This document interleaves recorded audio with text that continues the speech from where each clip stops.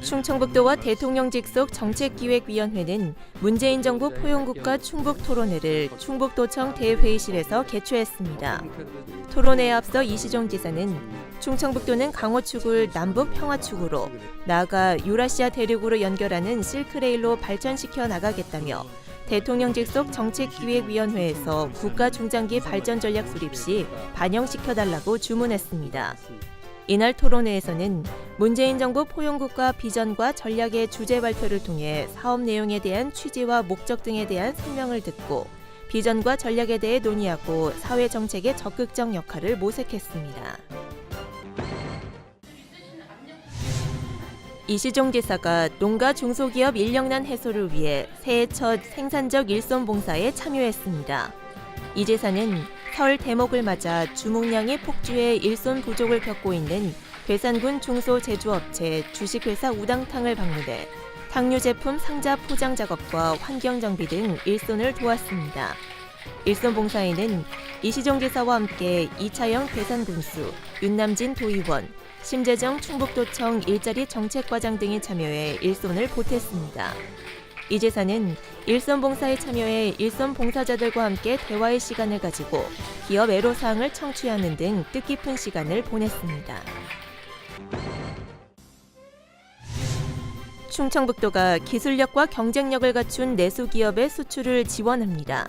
충청북도는 반도체 등 특정 산업에 치우쳐 있는 수출 구조를 개선하기 위해 지난해 12월 기준 1,891개인 도내 수출 제조기업을 올해 2,000개, 오는 2022년에는 3,900개 회사로 확대하기로 했습니다. 이를 위해 내수기업을 대상으로 컨설팅과 기술개발 자금, 연구인력, 수출 사절단 파견 등을 지원하고 권역별 수출 지원 정책 설명회를 열 계획입니다.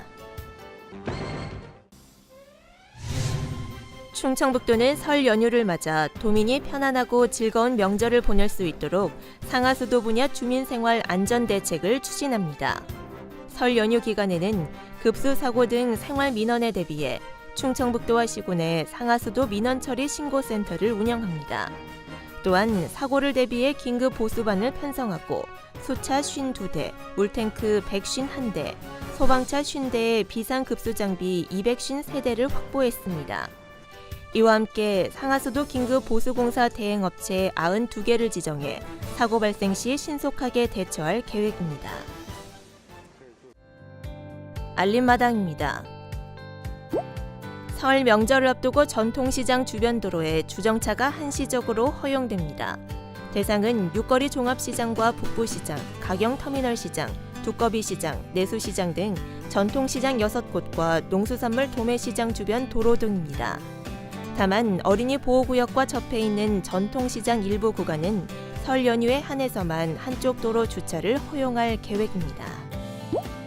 올해 청주와 충주, 음성 지역에 수소차 충전소가 설치되는 가운데 제천시도 충전소 설치를 추진합니다.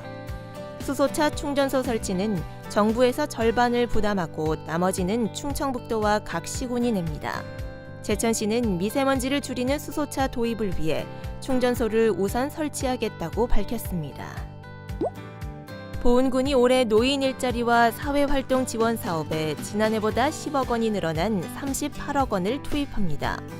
이 사업으로 1,300여 명의 어르신이 홀로 사는 노인 돌봄 사업과 경로당 도우미, 버스 승하차 도우미 등 8개 분야에 참여하고 매달 활동비를 받게 됩니다.